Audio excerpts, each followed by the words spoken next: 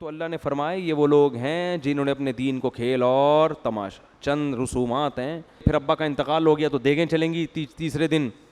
کیا کر رہے ہو یار اللہ کے بندو؟ کون سے صحابی نے دیگ پکائی ہے؟ حضرت ابو بکر کا انتقال ہوا، حضرت عمر نے کتنی دیگیں لوگوں کو کھلائی ہیں پکا کے؟ کوئی تمبو ومبو لگایا حضرت عمر نے کہ آج برسی ہے تو آج تیزا ہے تو آج 40واں ہے تو آج یہ ہوا ہے؟ تو کچھ بھی نہیں بھائی، انتقال ہوا، اللہ مغفرت فرمائے. اب ہم نے، اللہ کہتے ہیں جیسے کوئی مرتا ہے نا، اللہ کہتے ہیں تل کا امتن خلط قد خلط، یہ چلے گئے، جو انہوں نے کیا تم سے نہیں سوال ہوگا ٹھیک ہے نا، تم سے وہ ہوگا جو تم کر رہے ہو. اب تمہارا نمبر ہے، اگلی لائن میں تم اپنے آپ کو فوکس کرو. اس لیے عربوں میں ایک اچھی بات ہے کہ جب کسی کا انا للہ ہو جائے نا تو وہ زیادہ روتے پیٹتے بھی نہیں ہیں، زیادہ کوئی رسومات بھی نہیں ہیں. سعودی عرب میں نا کچھ اچھی چیزیں بھی ہیں، بہت سی ہیں لیکن اور کچھ تو بہت ہی اچھی ہیں. ان میں ایک عربوں میں ایک عادت ہے، کسی کا انتقال ہو جائے تو پتہ ہے کیا کرتے ہیں؟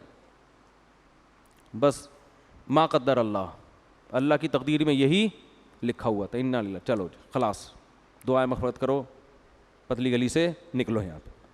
وہ زیادہ لمبا نہیں کھینچتے اس کو.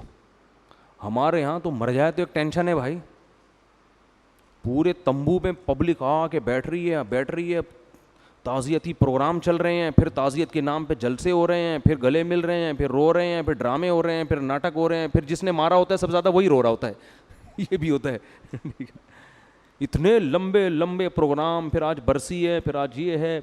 بھائی یہ سب نے جانا ہے، موت کے لیے اللہ نے پیدا کیا. سعودی عرب میں تو دفناتے ہیں، قبر ہی کا پتہ نہیں ہوتا کہاں ہے، بادشاہ کا نہیں پتہ چلتا قبر کدھر ہے. ایسے سادگی سے، یہ اسلام کا حکم ہے. انتقال ہوا، غسل دو، جنازہ پڑھو، دفناؤ، بس اس کے لیے ساری زندگی کیا کرو؟ دعائیں مانگتے رہو، بس کافی ہے، وہ مانگتے رہو ساری زندگی. ہمارے یہاں تو پروگرام ہوتے ہیں موت کے بھی بھائی. اور کے پی کے میں چلے جاؤں نا دیہاتوں میں، بندہ مر جائے، پبلک کی کوشش ہوتی ہے جو زندہ ہے ان کو ٹینشن دے کے مارو، وہ کیوں گیا ابھی؟ ہر آدمی آ رہا ہے دعائے خیر، وہ کہتے ہیں خیر اللہم صلی علی محمد، مغفرت کی دعا کی. پھر یوں دوسرا بندہ آیا، آپ کے ابا کا انتقال ہو گیا، دعائے خیر کرو، چلو دعائے خیر، بیٹھا ہوا ہے نا وہ وہیں پہ بیچارہ، دعائے خیر اللہ تعالیٰ مغفرت. چلو ماموں آ رہے ہیں وہاں سے، ابو ظہبی سے آئے ہیں، ابھی فلائٹ لیٹ ہو گئی تھی ان کی، ماموں پہنچے نا آج، بھائی وہ ابا کا انتقال، دعائے خیر دعائے خیر. 25 آدمی ایٹ اے ٹائم وہاں تمبو میں ہر وقت موجود ہونے چاہیے جو تعزیتی لوگوں کو ریسیو کرنے کے لیے. 3 دن ان کا دبا کے خرچہ ہوگا، جو آئے گا کھانا بھی کھائے گا، چائے بھی پیے گا، 6 کپ چائے پیے گا، وہ چائے کے لنگر چل رہے ہوتے ہیں. 3 دن تو بیڑا غرق ہو گیا. جس کے کوئی انتقال ہوا ہے نا، وہ اس کے مرنے پہ اتنی ٹینشن میں نہیں آ رہا ہوتا. وہ کہتے ہیں ابا یہ اتنے رشتہ دار چھوڑ کے جو آپ گئے ہو، فیملی پلاننگ والے صحیح کہتے ہیں کہ تھوڑے مختصر فیملی ہونی چاہیے. 2-4 آدمی آتے تعزیت کر کے نکل جاتے. 8 بچے تو زیادہ ہونے چاہیے، لیکن یہ تو نہیں نا کہ اس کو بیچارے کو جہنم بنا دو یار. پھر کوئی آئے گا دعائے خیر، جو دعا نہیں، ہاتھ نہیں اٹھاؤ تو مار دیں گے جان سے. میں اچھا ایک دفعہ گیا، میں بڑا سندھ میں گیا نا، وہاں بھی یہی رسم تھی. اب کسی نے بتایا کہ ان کے کسی کا انتقال ہو گیا تھا، تو اب یہاں آپ جا رہے ہیں تو آپ نے دعا ضرور کرانی ہے. میں نے کہا انتقال ہوئے ہوئے مہینہ ہو گیا یار ان سے کہو بس ہو گئی دعا. میں نے ارادہ کیا میں یہ ہاتھ اٹھا کے دعا نہیں مانگوں گا، ایک رسم بن چکی ہے نا. تو میں بیٹھا ان کے گھر میں، انہوں نے چائے وائے یہ جو بھی تھا انتظام اور گپ شپ اور یہ وہ، اور پھر وہ ایک صاحب آئے کہنے لگے مفتی صاحب دعا کرا دیں، انتقال ہوا ہے. میں نے کہا دل سے دعا ہے، اللہ ان کی مغفرت فرمائے، ان کے درجات کو بلند فرمائے، کافی ہے، انشاءاللہ اللہ نے چاہا مغفرت ہو جائے گی. انہوں نے کہا اچھا چلو ٹھیک ہے.